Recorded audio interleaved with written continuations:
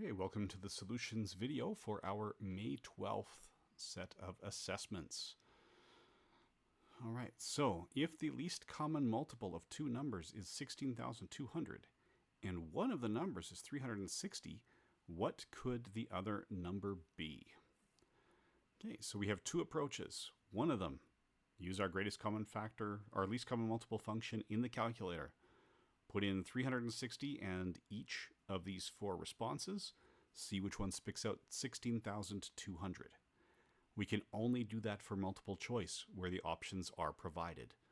Let's take a look at a way to do it when the options are not provided. So we'll start with 16,200. Let's pull out a prime factorization. We see we have a 0, that's a power of 10. This 0 is another power of 10. That's 2. So we're going to have at least 3 2's in here. That's 8. So if we divide this number by 8, we get 2. 8. So that's the 16. 8 doesn't go into the 2. Goes into 20 twice. And that leaves 4 remainder. So 2025. There, that's all of our 2's. Now, 2 plus 0 plus 2 plus 5 is 9. So we have 3 squared.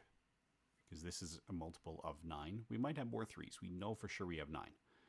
We divide this by 9. 9 goes into 20 twice with 2 remainder. And 9 goes into 22 another 2 times. This time with 4 remainder. And 9 goes into 45 5 times. All right, this is still a multiple of 9. So we have 2 more 3's we could pull out. 9 goes into 22 twice.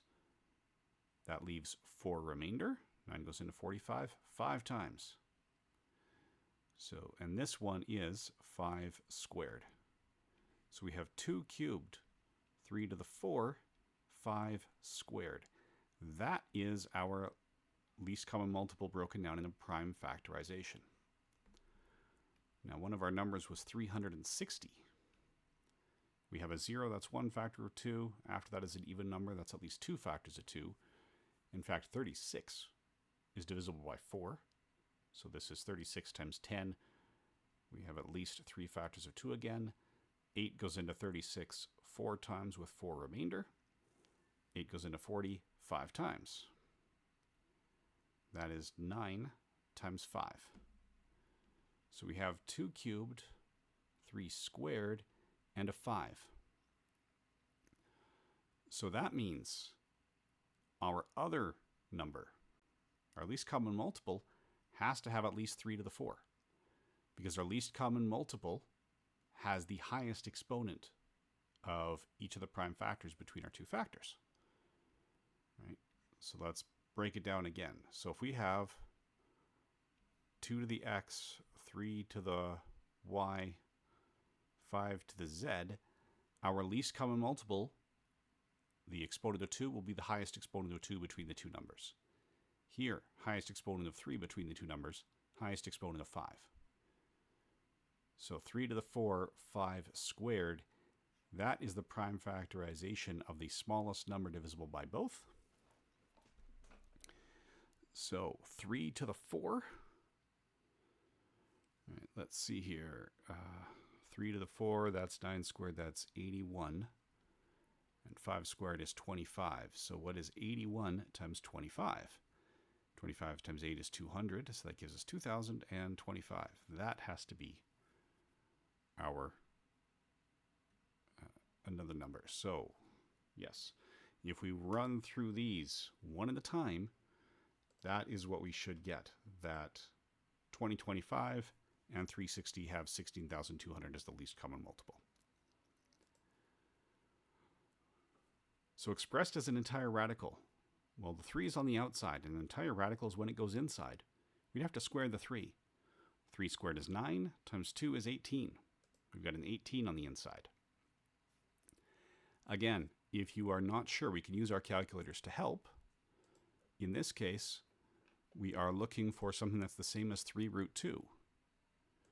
So we could go 3 root 2 and see what that is. We might recognize root 36 is 6, so we check the others. Root 12, root 18. If we put in a root 12, that's a different number. the square root of 18 matches to the decimal approximation. So we can check all 4 decimal approximations and see which one works. That way, they wouldn't help in written response. All right, prime factorizations of each of these numbers. 2,700. Well, 2,700. We could take a little bit of a shortcut and recognize that this is 27. I said 27. I wrote 25. 27 times 100. 100 is 2 squared times 5 squared. Again, I said squared, wrote a different number. And 27 is 3 cubed. So this is 2 squared, 3 cubed, 5 squared. 2 squared, not E. 3 cubed, and 5 squared. So that's doing prime factorizations by hand. If we're not sure about that, let's take a look at 38,416 on the calculator. 38,416. It's even. I can divide by 2. That's 1, 2, 3, 4. 4 factors of 2. And then we get an odd number.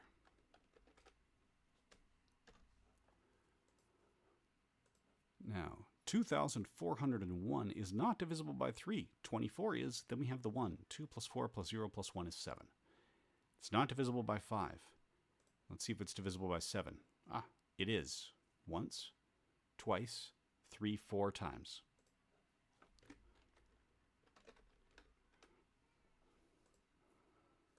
So that's our prime factorization. All right, so a number x is 2 to the a, 3 to the b, 5 to the c. Now the square root and cube roots are both rational numbers. So the greatest common factors of a, b, and c must be.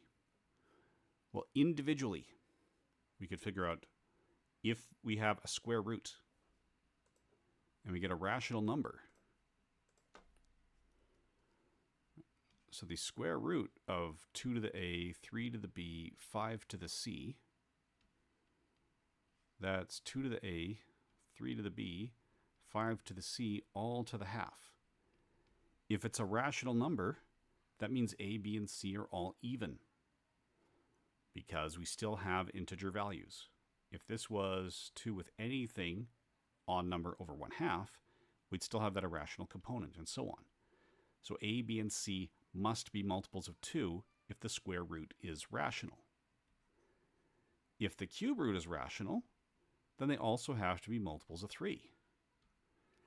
If they are rational under both roots, they have to be multiples of 2 and 3, which means they have to be multiples of 6. So the greatest common factor, so we don't have other repeats, has to be 6.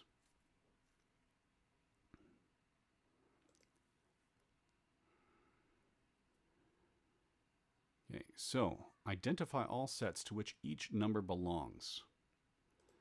The cube root of 60. 60 is not a perfect cube, so this has to be irrational and also real. 182, that is a whole, because that is 0, 1, 2, 3. It is an integer. It is not irrational. It is natural. It is rational, because we could write it as 182 over 1, and everything we see in this course is real. A is part of the definition of a whole number, so it is an integer. It is not irrational, nor is it natural, because the natural numbers start at 1. It is both rational and real. Now, negative 135, because it's negative, it cannot be whole or natural. It is an integer, it is rational, and it is real. Now, 1 over 4 is rational and real. Because we have that denominator other than 1, it cannot be whole, integer, or natural. It is written as a fraction. That is the definition of rational numbers, so it cannot be irrational.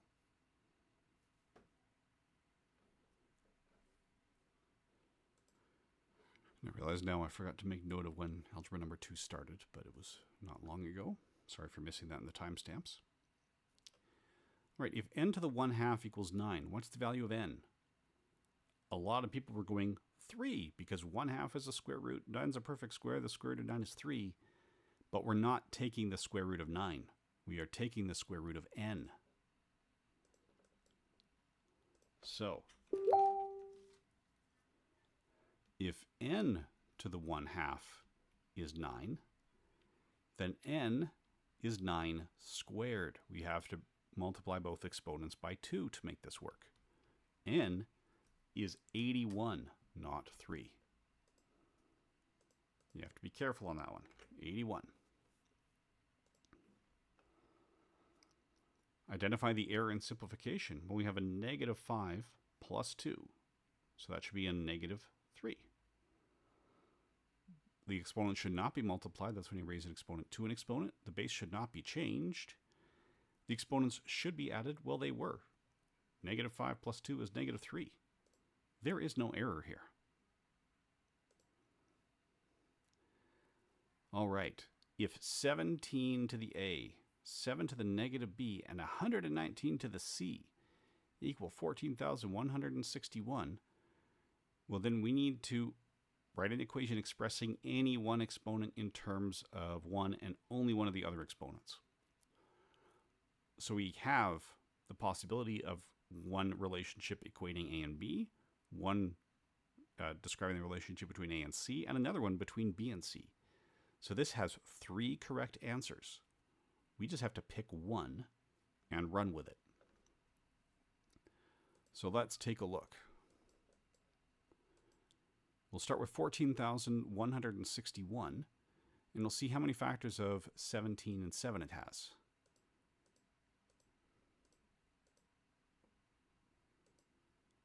So let's divide it by 7. So that's 2 factors of 7, but only 2. Is it divisible by 17? Well, yes. That is 17 squared. So where does the 119 come in? 119 is 7 times 17. So what we have here, 1,000, so this is, in the full prime factorization, it's 7 squared times 17 squared. So we have to have equal numbers of 17 and 7. The 119 includes them in equal numbers. So we, in theory, could say C is 0 and solve. We don't really know that for sure. What we really have here is a linear system with 3 equations, 3 unknowns. But it's not necessarily unique. So first off, we know we can't have 3 17s and 1 7 because 119 is both. So A has to be equal to -b. They have to come in equal values. So that is one equation that sets it up. We also know for each 17 we have here, we have another one here.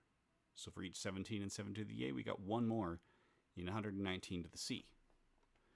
In the end, we need 2 of them. So A plus C has to be 2. By the same logic, -b plus C must also be 2. So we don't have to solve it beyond this.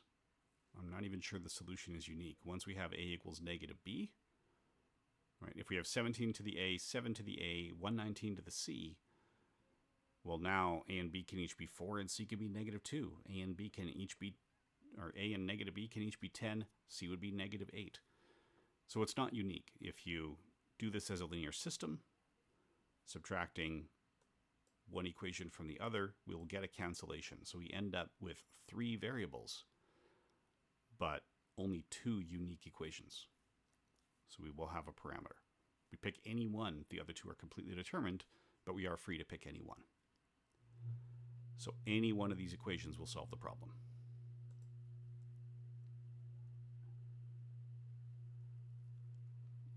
Now, okay, it's a little little slow, but I trust it's coming. Here we go. Convert the radical expression, the sixth root of a cubed, to an expression with a rational exponent. Well, we interpret these by saying the sixth root of a cubed is a to the 3 over 6. We can reduce that exponent as a to the half. Here we go. I don't know why that formats differently. They're all built the same way. I don't like how it stands out, but all right, simplify this expression. Oh, I should specify using only positive exponents. I didn't write that in the question. Okay. Let's do it term by term. So first, bringing that negative 1 in, that's 2 to the negative 1, x to the positive 4, y to the negative 5. Because when you have an exponent to an exponent, we multiply by the exponent. As a fraction, x has a positive exponent. It stays in the numerator, and then we bring these to the denominator.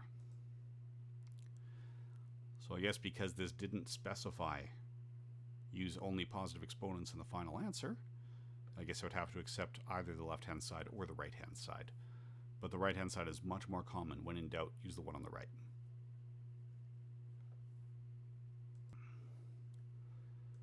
All right, moving on to algebra and number 4. So here we multiply and simplify. 2x plus 3 times 3x plus 4. If we do it with the box method,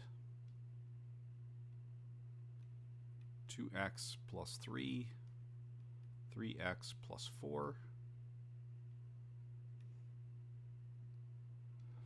Quickly put in our box.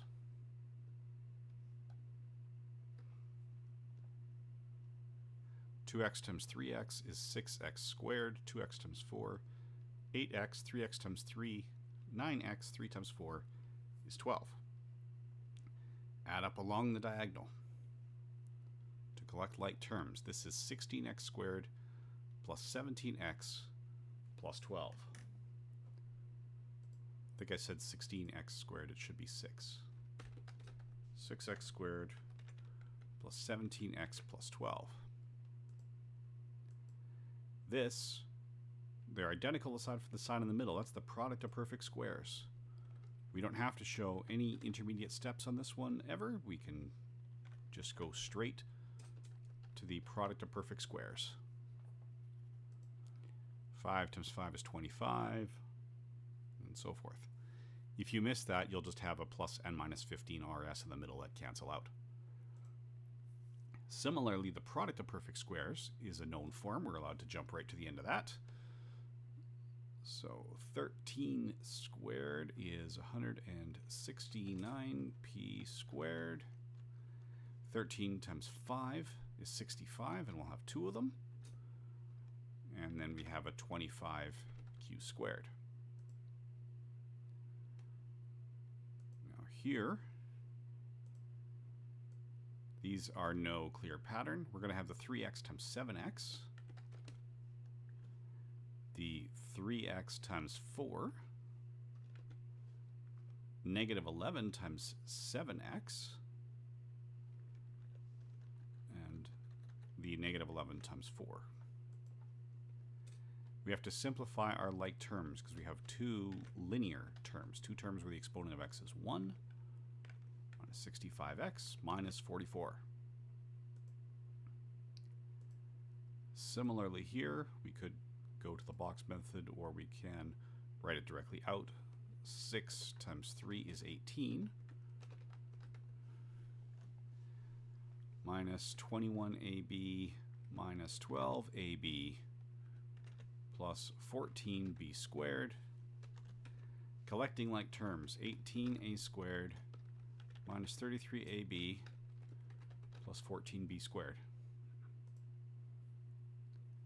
All right. And that finishes algebra and number 4. Okay. Moving on to algebra number 5. This is a similar concept, we're just doing it in reverse.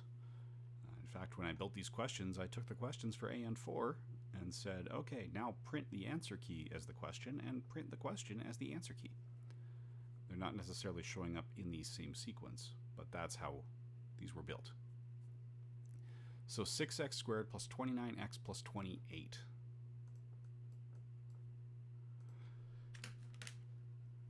So 6x squared plus 29x plus 28. Now we have a couple of approaches here. One approach I mentioned in class. We can graph it. 6x squared plus 29x plus 28. We graph it. Each time this crosses the axis, we have a solution. We need to figure out what that is. So we need to find a zero, one of the zeros. We have to find what a point to the left and a point to the right. Now the one on the left looks closer to the half mark, so that might be an easier route to recognize. We'll go any place to the left of it, any place to the right, pick a guess in between. Negative 3.5. So we have a solution when x is negative 7 over 2. Why 7 over 2? We don't use decimals unless we have permission. And a negative 3.5 as a fraction is negative 7 over 2. That's the same as 2x equal to negative 7, or 2x plus 7 equals 0. If we have two factors and the product equals 0, as it does in this graph, then at least one of the factors must be 0 at that point. We cannot multiply two non-zero numbers and get 0 as an answer. So if that's the case, we have 2x plus 7 here. What we multiply 2 by to get 6, that's 3x. What do we multiply 7 by to get 28? That's a 4. 7 times 3 is 21. 2 times 4 is 8. 8 plus 21 is 29. So that is one approach.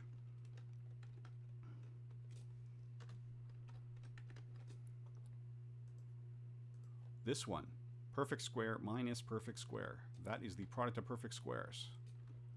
2r minus 3s times 2r plus 3s.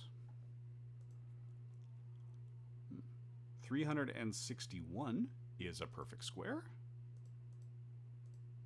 If you're not sure, you can check. That is 19 squared. Similarly, 289 is 17 squared. And 19 times 17 times 2 is 646, which is the middle term. That's confirmation that this fits the product of perfect squares form. So we could jump to that. Now 35x squared minus 76x minus 39. We could keep doing the graphing options. I will do this in a more traditional manner with pencil and paper. 35x squared minus 76x minus 39. Okay, so 35, it has two prime factors. There's a 5 and there's a 7. It could also be 1 times 35, but then we're probably not going to have a number as small as 76 as our cross term. And 76 is only really small when you think of it in context of multiples of 35. Similarly, 39 is 3 times 13.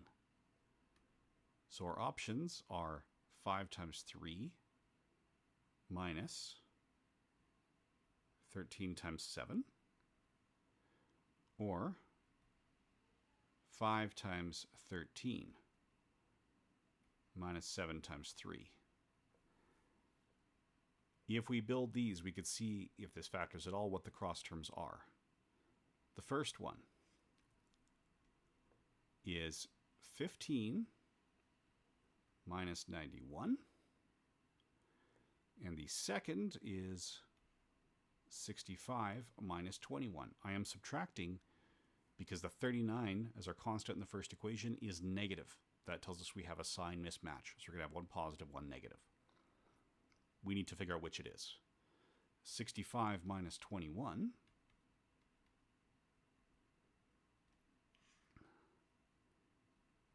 is 44. 15 minus 91 is a negative 76. Ladies and gentlemen, we have a winner. The 13 has to be negative and multiplying the 7. And the 15 has to be positive.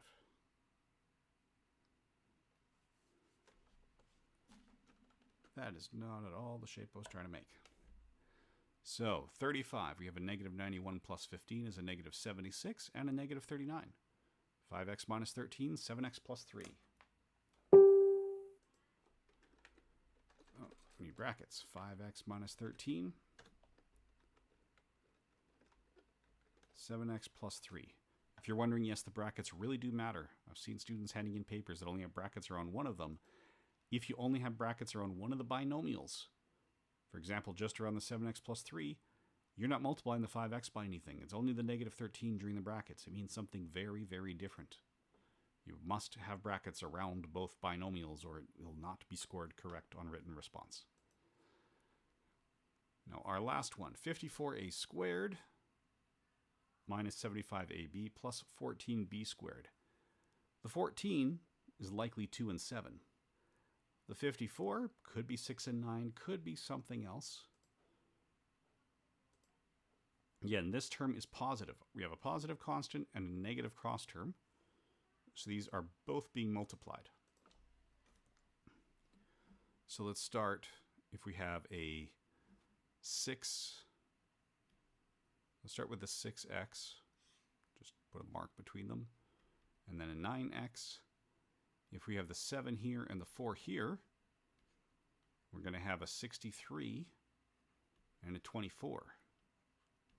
Those add up to 87. But our cross term is 75. So if we put the 4 here and the 7 here, again, these would be subtracted, well then we're going to have a 42 and a 36, and that makes 78. We have a 75. So you're going to have to try other terms, other ways to get to our 54. So let's try a 3 and 18.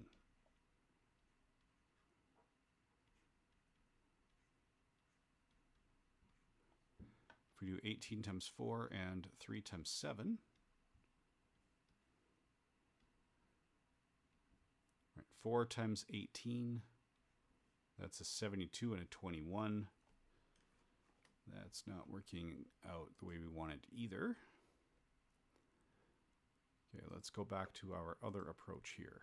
We're going to clear that one. 54, I know it's a's and b's. We'll go 54x squared minus 17. Or sorry, minus 75x plus a 14.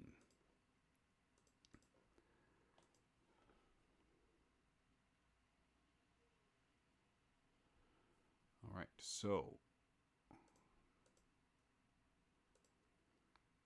one of our zeros, yes, we'll pick our default left bound of 0, go here, find it.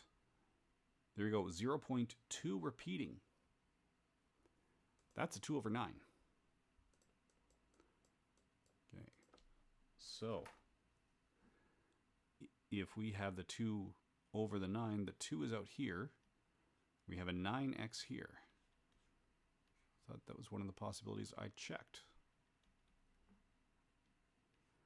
Did I mess it up somehow? Yeah, I did. Yeah, I did mess it up. I was writing 4 and 7. Why was I writing 4 and 7 when the factors were 2 and 17? Okay. Or 2 and 7. Because they had to be 14. I was writing 4 when it should have been 2. So that's why we have 18 and 42, or 63 and 12. And the 63 and 12 works. That's what it should have been from the start. I messed up writing that one down. So we have a 54, a positive 14, and 12 and 63 makes 75.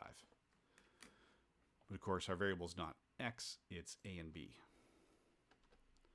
So 9a minus 2b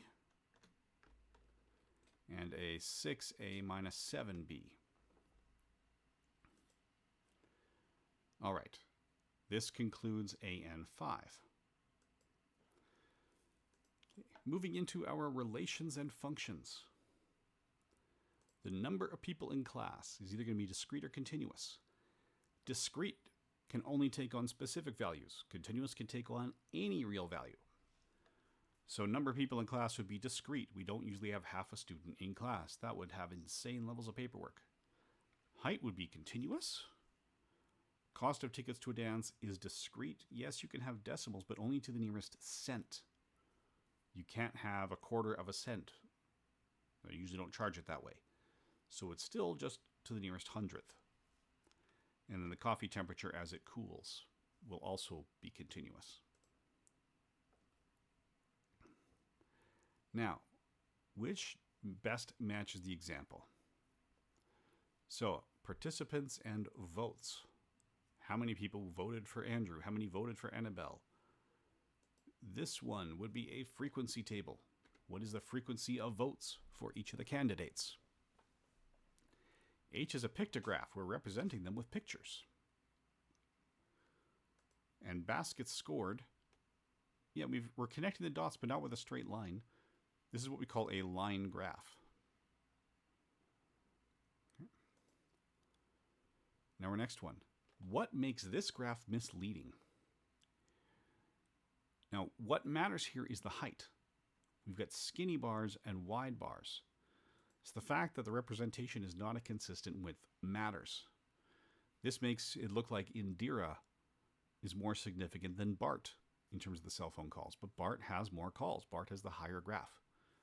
So Bart's bar should have greater area than Indira's, but it doesn't because of that inconsistent width.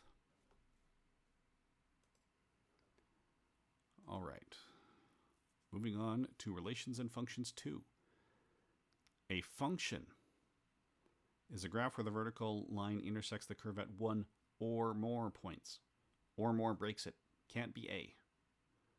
Vertical line is at one or fewer points. That's our vertical line test. It doesn't work with the horizontal lines at all. Those do not matter. A horizontal line is still a function. So it doesn't matter how many times it hits horizontally. It does matter vertically. It can never be more than 1. It's either 0 or 1. Now consider the relation y equals x squared. Is this relation a function? Well, can we put in an x value and get more than one possible y value? No, we can't. So, yes, because each x value has a unique y value. The y values don't need to have unique x. And in the case of this graph, that's not even true. If we graph y equals x squared, we'll see that there's a number of horizontal lines, anything above x equals 0, that will intersect it twice. Yet it is a function because it passes the vertical line test. There is no meaningful horizontal line test for functions, at least not until we deal with the inverse functions in Math 30. And it passes the vertical line test. It doesn't fail. So, 16, which are true of all functions. All relations are functions. No, it's the other way around, where all functions are relations. All apples are fruit. Not all fruit are apples. Functions must have repeating y values. No, they can, but it's not a requirement. It's also not forbidden. So all functions are relations is the true statement. So which of the following shapes is not a function? A circle's not. If we graph a circle, which we can't actually do on the TIs because they can only graph functions,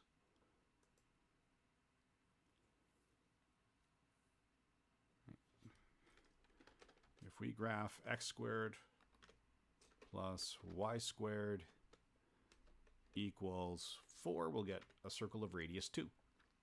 Not a function. It fails the vertical line test all over the place. Diagonal lines are allowed to be functions. Horizontal lines are allowed to be functions, but the circle's not. Now, why is this relation not a function? It does not even have repeating y values.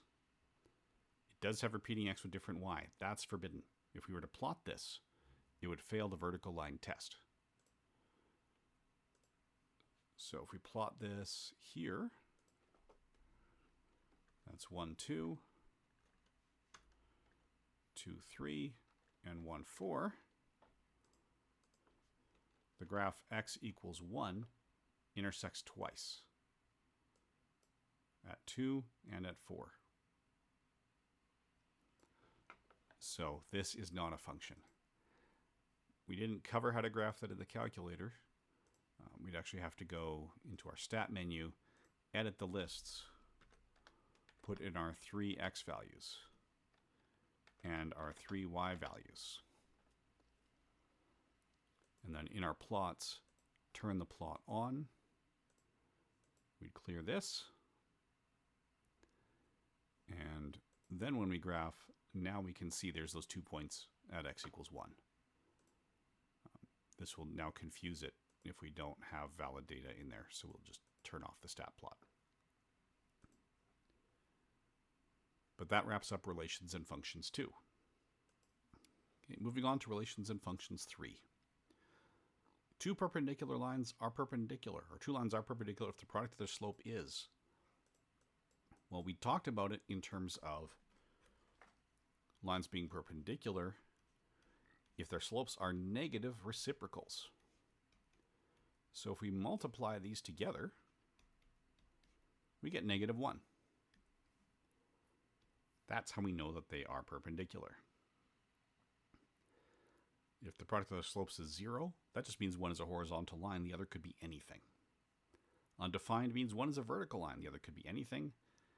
And if their product is 1, that means they're reciprocals, not necessarily negative reciprocals. So it could be 3 and 1/3, not 3 and -1/3, or -3 and +1/3. I think I accidentally hit that twice. A line passes through the points -19, -113, and -2k with a slope of 6. What's the value of k? All right, let's come back here. So we're looking for k. Our slope is the change in y over the change in x. If we want k, let's start with that. We'll put the k here. That means our x2 is -2.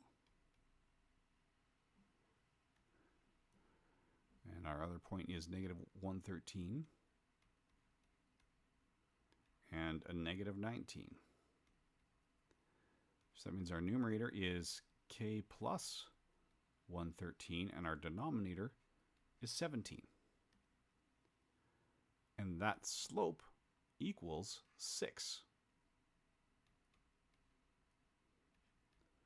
Multiplying both sides by 17 cancels the denominator on the left. 6 times 17 is 102 on the right. 102 minus 113 is -11. So there we go. That slope is -11. We can calculate that slope by hand if you want to double check.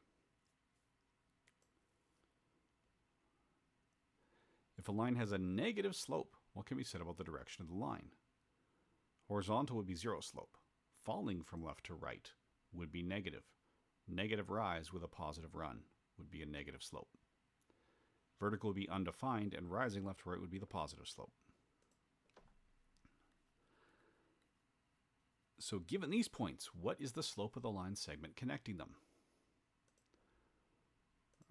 So again, we can go to our slope formula. Here, there is no mathematical reason to favor one over the other, to decide which is x1, which is point 1, which is point 2. We can start with the 12 over negative 3, subtract negative 9 and negative 6. Our numerator is 12 plus 9, which is 21. Denominator is negative 3 plus 6, which is positive 3. That gives us a slope of 7. Had we defined the points the other way around, our numerator would have been negative 21, and our denominator would have been a positive 3, or sorry, a negative 3, because it's a negative 6 plus 3. A negative 21 over negative 3 is still positive 7. Reversing the points will only change the sign of both numerator and denominator, which will cancel. Our slope is 7. So how do you describe the slope of a line connecting these two? Notice we have the same x and two different y's. So if we want to go back to our lists,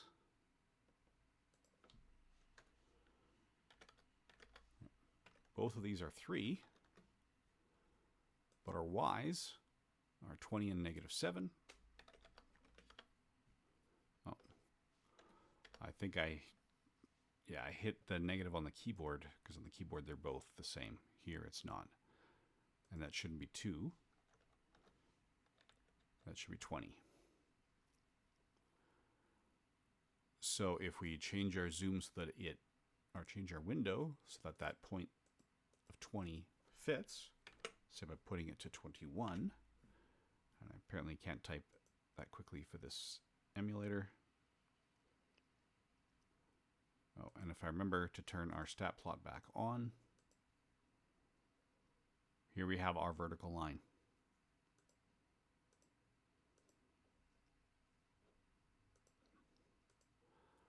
So this is undefined. Same x, different y is a vertical line. That's undefined. All right, relations and functions 4. Consider the following sort of set of ordered pairs. Does this represent a linear relation? Why or why not? Well, they all have unique x, so it's at least a function. Here we start off 1, 2, 3. That's going up by 1. Our y is going up by 2. So when our x goes up by 2, our y should go up by 4, and it does. So yes, this is a linear relation. The slope is 2. So we're going between the first ones. The fact that the difference in y values is not constant, that's actually a warning sign. What matters is how the difference in y values compares to the difference in x. So a given change in x gives a proportionate change in y. Change in y over change in x is constant. The definition of slope.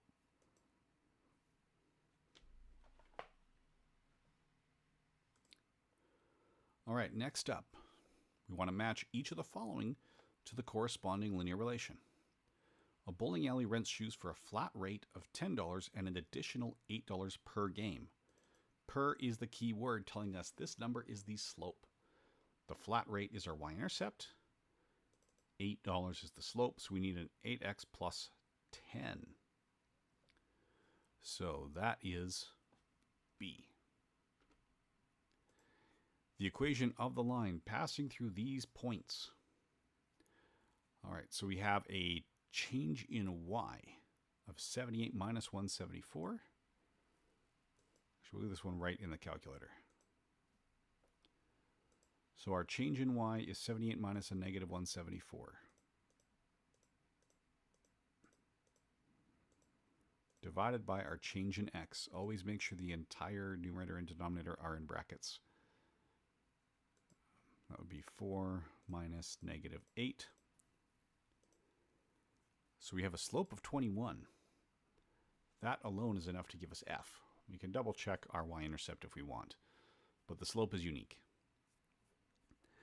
Now our next one, we can see each of these is going up by 8 while the x values go up by 1. That's a slope of 8. So it narrows it down to C or D, or sorry, B or D. We've already picked B. These are not actually repeated. The y-intercept here is 2. If we back this up to 0, when x is 0, y is 2, that's D.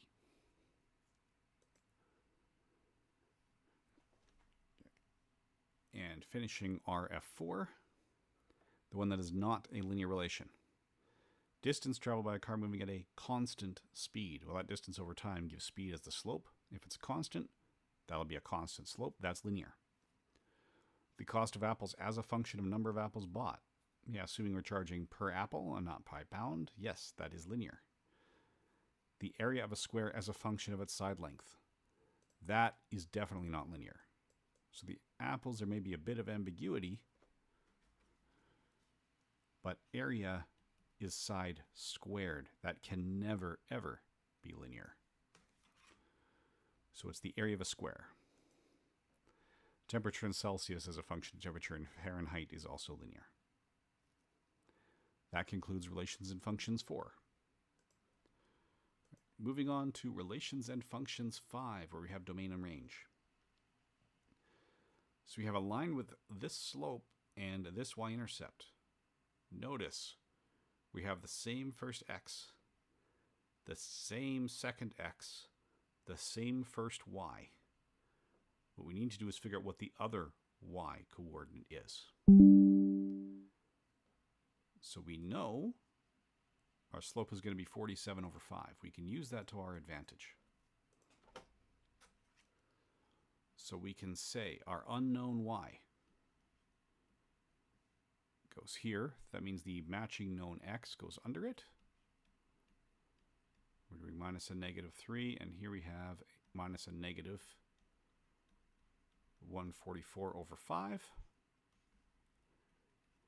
And this is equal to a slope of 47 over 5.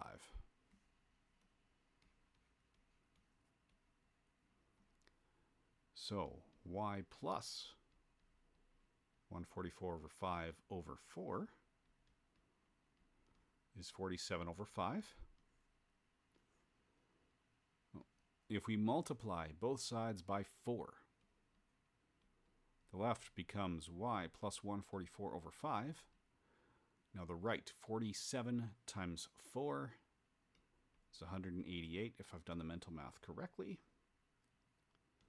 Subtract 144 over 5 from both sides, and that gives us 44 over 5. That is our second point. These should really all be y2s. So 44 over 5 is on the option list.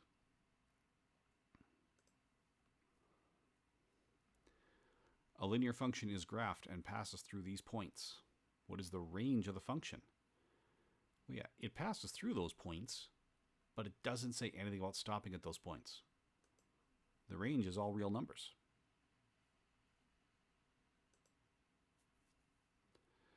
A linear function has infinitely many intercepts.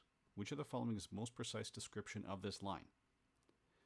Okay, we know it's linear, so it's a straight line. If there's infinitely many intercepts, it has to sit on an axis. A diagonal would have one x and one y intercept, which may be the same if it goes to the origin. So it's either horizontal or vertical. The horizontal line is the entire x-axis. The vertical is the entire y-axis. So if we want the most precise description, that's what it is. It's A or C. The fact that it's a function tells us it can't be vertical. That fails the vertical line test. That would be a relation, not a function. Can't be the y-axis. It's got to be the x.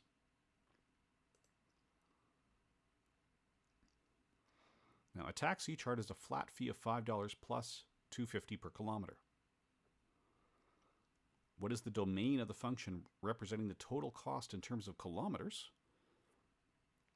Well, the math allows all real numbers. In reality, we're not going to go negative kilometers. We have to restrict the domain according to the physical situation we are a part of. The range, what is the range? Well, that's going to be greater than or equal to that flat fee. If the taxi shows up and you say, no, I changed my mind, they can still charge you that flat fee for being there, even though you went 0 kilometers. All right. Now, relations and functions 6. Yes, we have 6 questions because these two are worth half a mark each.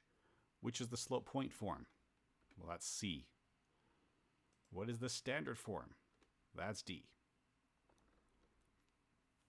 That's just recognizing which is which. Now, how do we graph a linear equation given in slope-intercept form? Start by plotting the y-intercept at 0b. Using the slope, rise over run,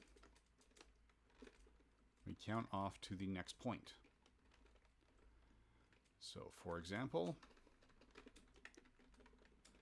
if our slope is 3 over 2, we rise 3 and run 2, ending at 2 and b plus 3. Draw a straight line through the 2 points. Now, here, slope point form is very simple, or very similar. That's why I did the copy paste. We start by plotting the given point.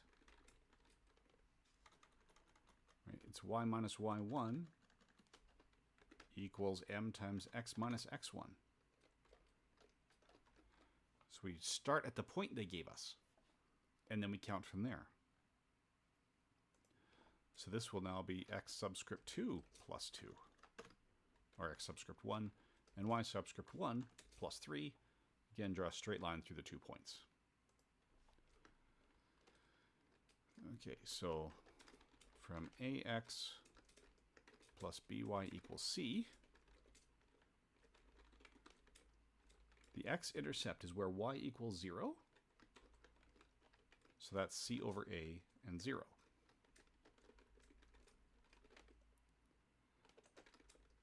The y-intercept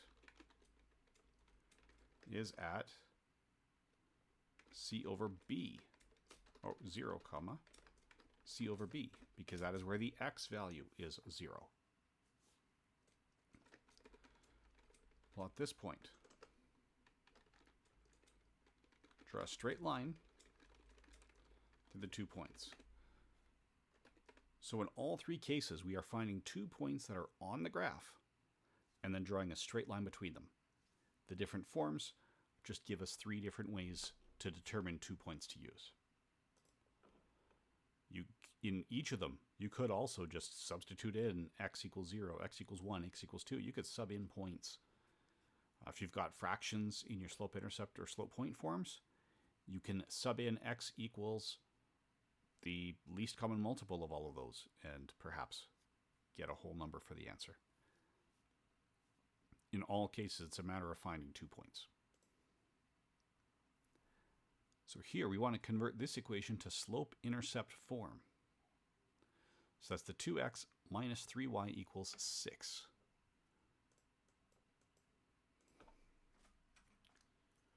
So we have 2x minus 3y equals 6. Doing it purely algebraically, we subtract 2x from both sides. Divide both sides by negative 3. Negative 2 divided by negative 3 is just 2/3. Not 3/2, 2/3. 6 divided by negative 3 is a negative 2. So there we go. 2x, or 2/3 x minus 2. That is point C. An alternative, if you're not sure about the algebra, you could start by finding your y-intercept. Let x equal 0, then y is just 6 divided by negative 3. That gives you negative 2 and narrows it down to each of these. When x and y have different signs in standard or general form, then that means your slope is going to be positive. If the signs match, your slope is going to be negative. You can use that to help narrow it down too. You could also put in x equals 3 into each of these, plus x equals 3 and whatever y we get into the original, see if they're on the same line.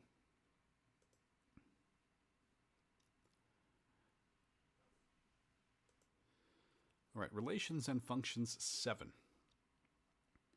This is where we write the equation of line based on two pieces of information. This time around, we're starting with 2 points.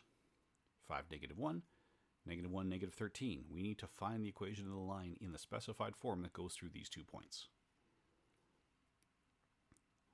So if we want to plot it this way again,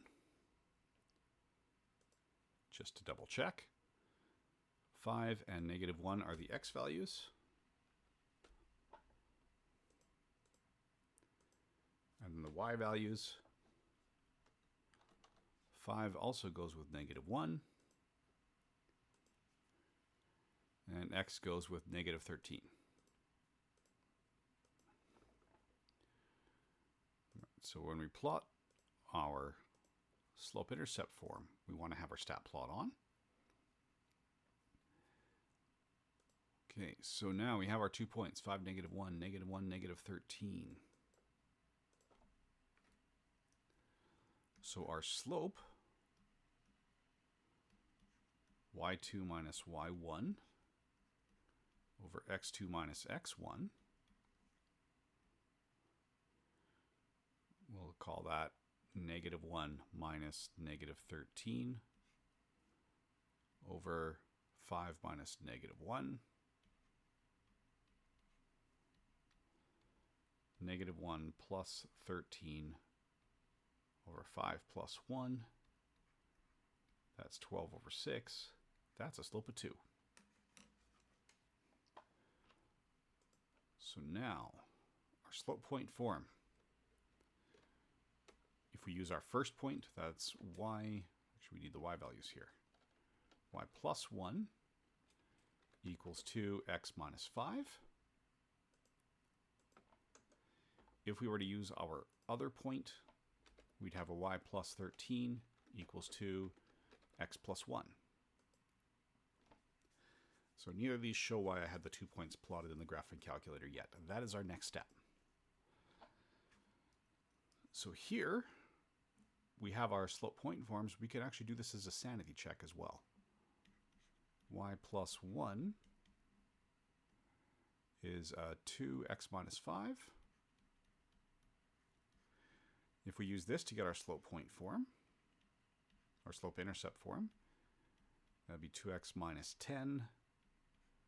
Y is 2x minus 11. If we use our other point, we'd have y plus 13 equals 2 times x plus 1. Y plus 13 is 2x plus 2. Y, 2x minus 11. Exactly the same result. That is a good sign for consistency. So y equals 2x minus 11. So now I have that there. This is why we plotted them. Now that we have our slope-intercept form the calculator understands, we can plot this in. We can even say zoom to the stat. That's zoom option 9.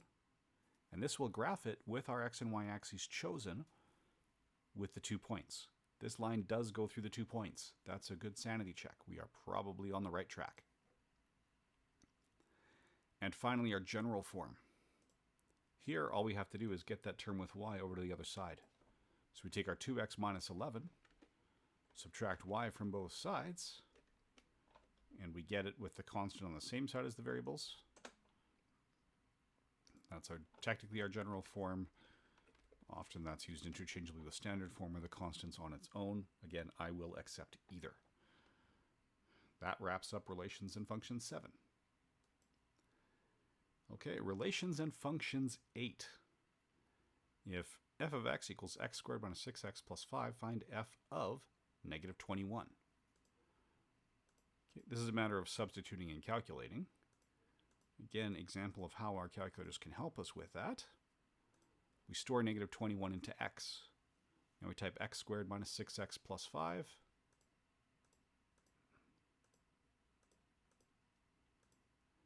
And we get 572. Now we could take the negative 21 squared. Right? We could write it all out as well.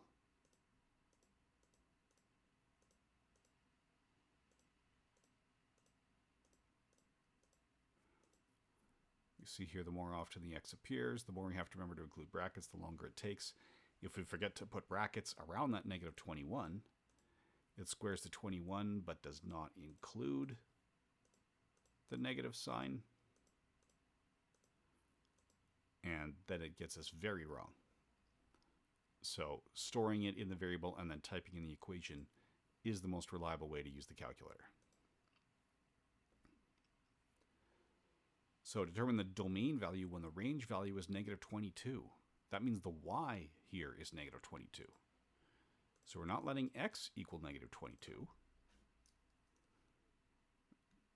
We're letting y equal negative 22.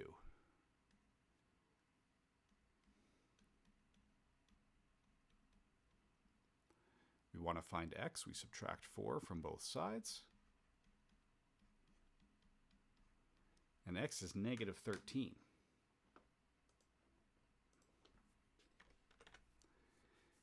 If you were to put negative 22 for x and have your negative 44 plus 4 and get negative 40, usually when I build these, that would be scored as 0.1 marks rather than 0 marks. Now we want to write this in function notation. So our first step is isolating y.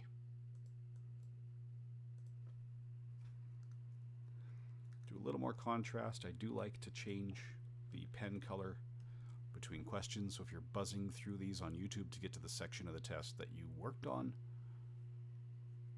you have that immediate sign on the high speed that I've actually changed question. All right, we want to solve for y, so we subtract 7x from both sides.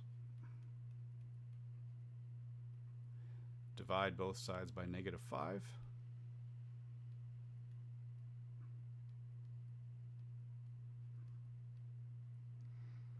Okay, so here is our slope-intercept form where y is isolated. For function notation, we do the f of x.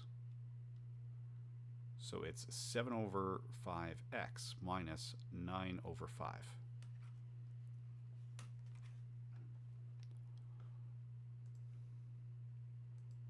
So there we go. F of x equals 7 over 5x minus a 9 over 5.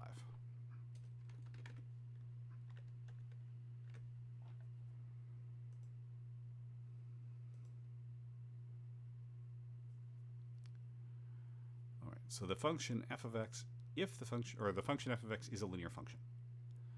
So f of 19 is 128 and f of 22 is 149. Find f of 25. We've actually gone up 3 each time. So our x is increasing by 3, which means we'll have a proportionate change in y. Y went up by 21 once. It's going to go by 21 the second time. So you could figure out that this is, y equals 21x plus whatever the y-intercept is. We can just count on the fact that this is a linear function. Now, find the range value when the domain is 13. Here we are being given the x value. So we have 8 times 13. Well, 8 times 10 is 80. 8 times 3 is 24. So that's 104 when we take 80 plus 24. 104 minus 1, that's 103. This wraps up relations and functions 8. All right, all we have left, we've got relations and functions 9 and the measurement functions. All right, 2 linear functions have the same slope, but 2 different y-intercepts. Same slope means these are parallel lines. If the y-intercepts are different, they're at 2 different places, there's no solution to this. So linear systems of linear equations, when you only have 2 equations with 2 unknowns, the options are no solution, infinitely many solutions, or 1. You'll have a 1 solution anytime the slopes are different and only when the slopes are different. If the slopes and y-intercepts are the same, that's the same line, so there'll be infinitely many solutions. They are what they call coincident. And then same slope but different y-intercepts, that's no solution. Okay, our last one. Solve the following, or last one for relations of functions 9. Solve the following system using substitution or elimination. We want to express our final answer as the ordered pair. So, here we have that 2x plus 3 minus 3y minus 1. Before we even start to solve this, we have to turn that 2x plus 3 minus 3y minus 1. We got to multiply the 2 and the 3 through the brackets. Simplify that form. So that's going to be a 2x plus 6 minus 3y plus 3 equals negative 2. For some reason, I sometimes type 7 when I want a y. So collecting our like terms, we have a 2x minus 3y on this side of the equation. If we move the 6 plus 3 equals 9 to the other, that's negative 11. So there's our two systems. 2x minus 3y is negative 11. The other, we have 2x plus 3y equals negative 17. We just added 3y to both sides. So now, we could do either substitution or elimination. This is prime for elimination because we have a plus and minus 3y. If we add these up, we get 4x equals negative 28 immediately, which leads to x equals negative 7. If we instead subtract them, the two x's are eliminated. We have a negative 6y equals, now negative 11 minus negative 17 is negative 11 plus 17. That's 6. That leads to y equals negative 1. If we check that, on our second equation, 2x equals negative 17 minus 3y. The left-hand side, 2 times negative 7 is a negative 14. The right-hand side, negative 17 plus 3, because minus 3 times a negative 1 is minus negative 3, or plus 3. Both sides equal negative 14. If we do that into top, negative 7 plus 3 is a negative 4, times 2 is a negative 8. Negative 1 minus 1 is a negative 2, times a negative 3 is a positive 6. Negative 8 plus 6 is negative 2. So this solution does check out for both. Okay. So that's a negative 7, negative 1. That's doing it with elimination. If we did it with substitution, the first one would be a little bit easier if we took our 2x minus 17 minus 3y and said with that x equals, I should do it on the next one. That algebra is going to be easier up here than in the boxes. So if we change sign, x equals negative 17 over 2 minus 3 over 2y. If we substitute that into our first one, where the x goes, we now have a negative 17 over 2 minus 3 over 2y. Take all that plus 3. Close the bracket. Now, minus 3 times y minus 1 is negative 2.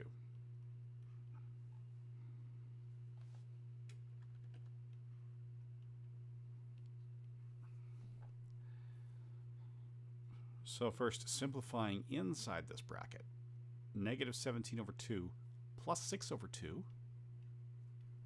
We have a negative 3 over 2y, and when we combine these, we have a negative 11 over 2 as a constant.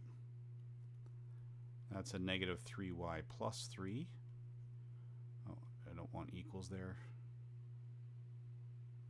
because here's where I want the equals. That equals negative 2. Multiplying the 2 through the brackets.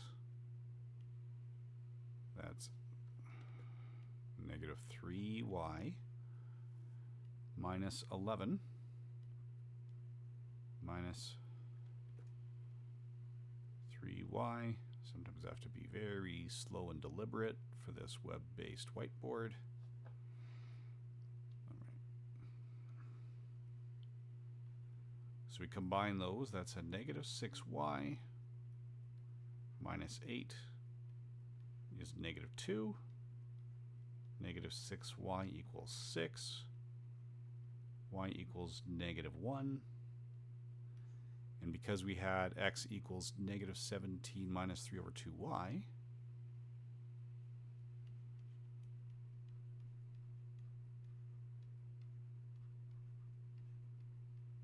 that's y. X would be negative 17 over 2 plus 3 over 2. Negative 14 over 2 gets us back to the negative 7 we started with. So that's our solution with both elimination and substitution, whichever method you use. And because we're showing all work for the full marks, that is a 4-mark problem. All right, next. Measurement 1. You need to measure the circumference of a bottle. Which tool would be most appropriate? That's a tape measure. It's flexible enough you could wrap it around the bottle and actually take your measure. Which of the following statements about the metric system is true? Yeah, it's based on powers of 10. No, it does not have fewer units than the imperial system. I actually don't know which would be greater or fewer. If anything, I would guess it would be more because it's the language of science. So there's some esoteric things developed for the metric system that they didn't need to develop for the imperial system. It is not more complex than the imperial system. The powers of 10 simplifies things.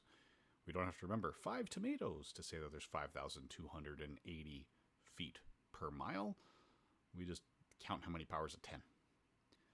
And the metric system is not mainly used in the United States. In fact, the United States, Myanmar, and Liberia are the 3 countries grand total on the entire planet of just under 200 countries which use the imperial system exclusively. There's also 2 or 3 that haven't picked a measurement system, and there's another 2 or 3 that officially use both. But we're still looking at 180 countries that are exclusively metric. Right. Which of the following is the smallest unit of measure? Well, the millimeter is smaller than the inch. Then the inch is smaller than the foot, so millimeter has to be smaller than that. There's 10 millimeters per centimeter, so the millimeter is the smallest. Imperial base unit for mass, that's based on the pound. So everything is defined with the pound first, and then the rest are based on that. Kilogram is the base unit for mass in the metric system. It's the only base unit in the metric system that has a metric prefix with kilo. But it's not the base of the imperial system. And current is the ampere. Tesla's magnetic field, Joule is energy, Coulomb is electric charge. All right, moving on to measurement 2. 16.51 kilometers is how many inches? And again, we're writing these in significant digits. So, changing our units again. 16.51 kilometers. Now we're going to multiply that by saying 1 kilometer. Our inches are actually based in centimeters. So we could say 1,000 meters and then 100 centimeters per 1 meter, or we could even just say 100,000 centimeters, whichever you're more comfortable with. So these will cancel the meters, the kilometers. We need to cancel the centimeters by saying there are 2.54 centimeters for 1 inch. And yeah, that's a 4. When I write them too quickly, it tries to close it and make it a 9. But we could see the kilometers cancel, the meters cancel, and the centimeters cancel. So 16.51 times 1,000 times 100 divided by 2.59. In this case, we're going to use the calculator for a little bit of an assist, knowing we're being asked to answer in scientific notation. Specifically, with 2 decimal places. So we change from normal to psi, from float to 2. And now we take our 16.51 times 1,000 times 100 divided by 2.54. And here's our answer in scientific notation, rounded correctly for us, 6505.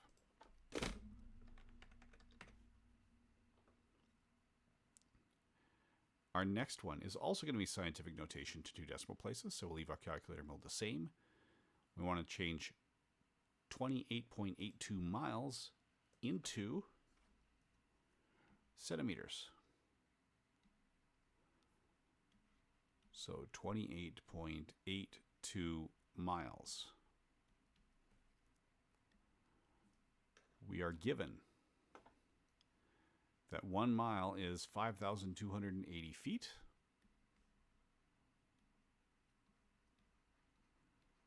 We want to cancel the miles, so the miles go in the denominator. We want to say there's 12 inches in a foot. And again, the feet go in the denominator to cancel. And then 2.5, I'll do it nice and slow so that the 2.54 stays a 4. Centimeters over 1 inch. So we go 28.82 times 5280 times 12. 28.82 times 5280 times 12 times 2.54. I see now the 12 typed in as a 1. I'll put it there. Multiplied by 1 doesn't change it. There we go. 4646.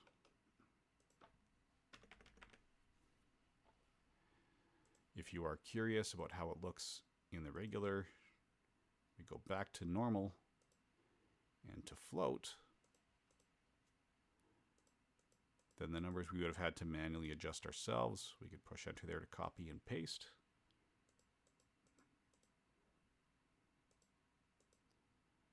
That's how they come through and round. I'm surprised that just totally at random, the 2.54, this was a multiple of 2.54. That was unexpected. That'll be a rare occurrence. But we could see these numbers. If you haven't moved to scientific notation, you count 1, 2, 3, 4, 5, 6 digits. That's how we get r times 10 to the 6. 4.64, the 8 rounds the 3 up.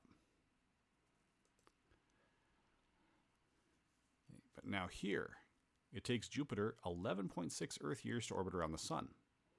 On the day you turned 16 years old on Earth, how old are you on Jupiter? Well, Jupiter years are longer. We need fewer of them. So that's 16 divided by 11.86. If you get it upside down, you'll have less than 1, but you're more than 11.86 years old, so that makes no sense. So to the nearest hundredth, it's 1.35.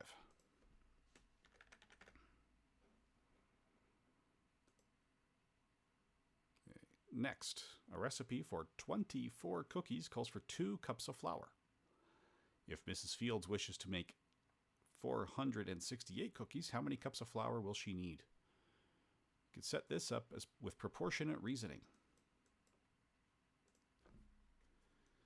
So, 2 cups of flour for 24 cookies is an unknown number of cups of flour for 468 cookies. So 2 times 468 over 24 .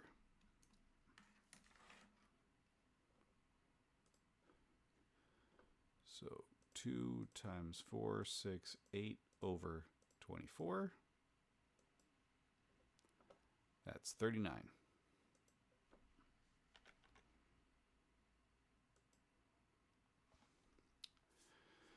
Okay, a relationship between temperatures in Fahrenheit and Celsius is linear and can be expressed in a linear relation where our points are Celsius Fahrenheit. Given that the 2 points 032 and 100-212 are both on the line, find the slope and intercept. The y-intercept is easy, relatively speaking, because one of our points is given at 0. That is the y-intercept. There's our 32. Now our slope is going to be y1 minus y2 over x1 minus x2. That's a 1.8. We don't have permission to use decimals, so that's 9 over 5. If we try typing the 1.8, it allows it. But the answer is 9 over 5. We don't have permission to use decimals.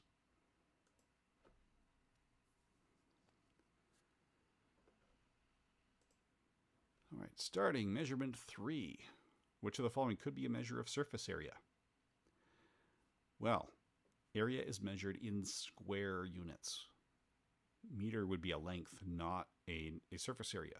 Yards cubed would be a volume, not a surface area. That narrows it down to A or D. We're not going to have a negative area. Surface area has to be a positive number. This is all about the units and the fact that the negative is not allowed.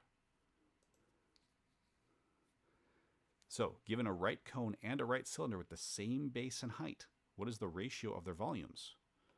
If we come back and look at our equations, the volume of the cylinder, pi r squared h. Volume of the right cone, pi r squared h over 3. That's a 1:3 ratio. A sphere has a radius of 7.9 centimeters. A cube with the same volume has a side length of how many centimeters? Answer to the nearest tenth. So, a sphere of radius 7.9, what is the side length of a cube of the same volume? First, we need the volume of the sphere.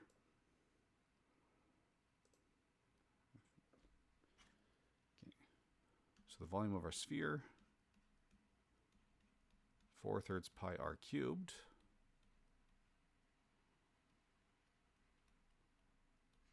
And that's a 7.9 centimeters. That's what's being cubed. We're going to give an approximate answer at this point. We can use approximates. We're asked to answer the nearest tenth. So if we have the 4/3, if we got the more up-to-date calculator, that's great. If not, just put bracket 4 divided by 3 and close the bracket. Pi times 7.9 cubed. We could also store that as r. So here's the volume of our sphere. So about 2065.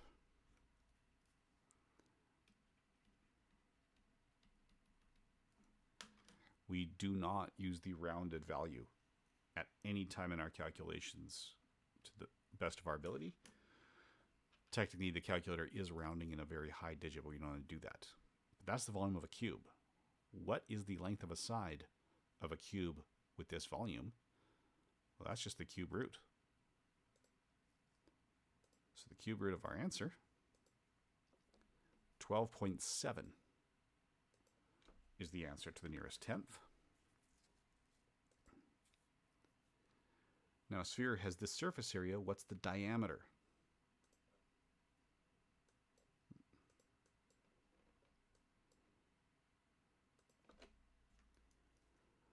So the area is 4 pi r squared. So r, to get r on its own, we divide both sides by 4 pi. Then we take the square root. The diameter, that doesn't look much like a D. Diameter is 2 times the radius.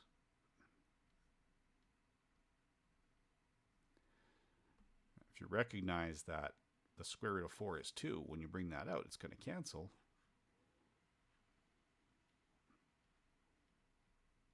So we have the square root of the area over pi. That is going to be our diameter. Area is 324 pi. That makes the diameter the square root of 324, which is 18 to the nearest centimeter. Now, a right cone has this radius and height. What is its volume? Okay, a right cone is pi r squared h over 3. R is 6. So I will store that in r. The height is 13. So we'll store 13 in the height. Now notice we have pi's in our answers. So when I'm putting this in, I'm going to leave the pi out and just do the r squared h over 3. So if we do r squared h over 3, we get 156. And that's right here. That wraps up measurement 3. All right. Measurement 4, our last outcome. Now, the next step, I strongly recommend doing it immediately when you start the test. I waited until now because this is the section that people doing M4 will have seen. Notice the calculator's in radian mode. We check to get it in degree mode. One sure sign you're in degree mode is taking the inverse tan of 1. You should get 45. If you're in the wrong mode, which is the default mode after resetting your calculator, which you will do before the final, take the inverse tan of 1 here, and you get this hard to recognize number, which is actually pi over 4.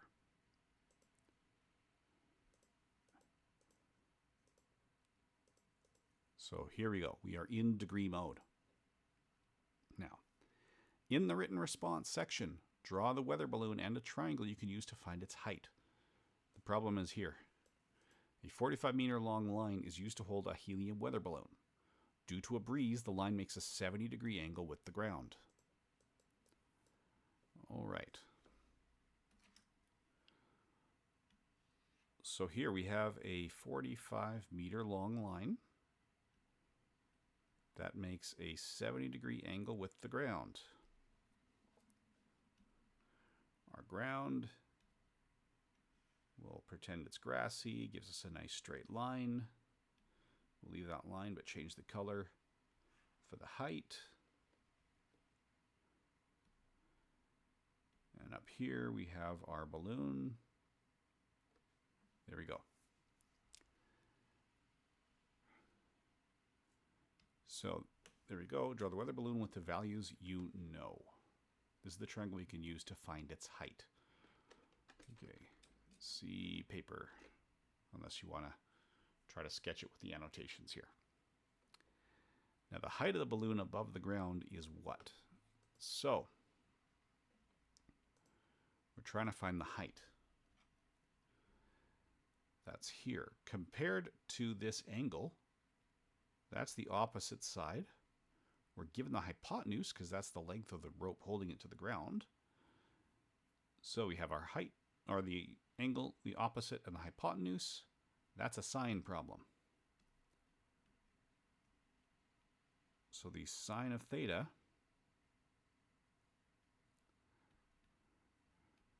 is the opposite over the hypotenuse. We're looking for the opposite. So the hypotenuse times the sine of theta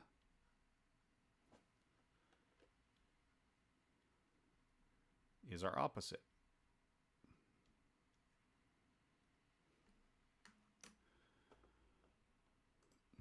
So we have a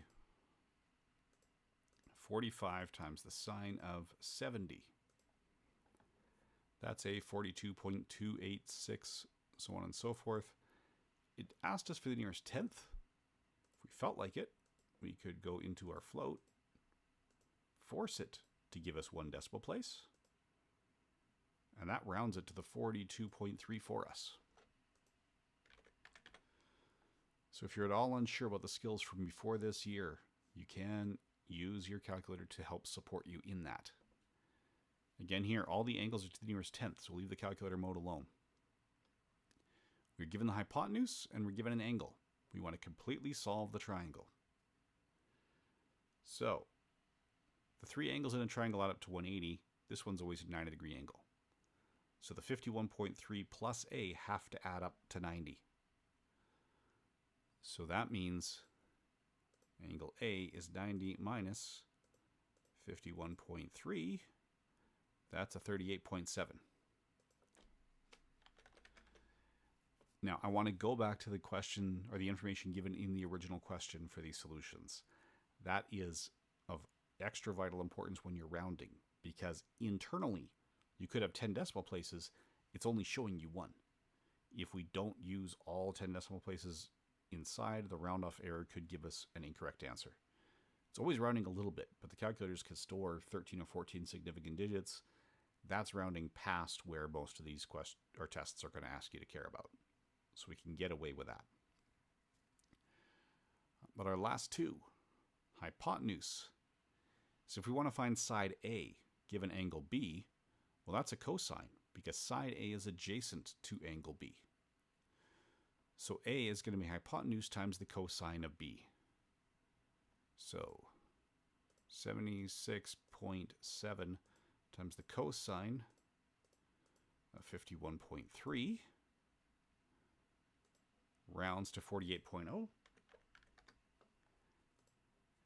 Just to drive the point home about that internal rounding.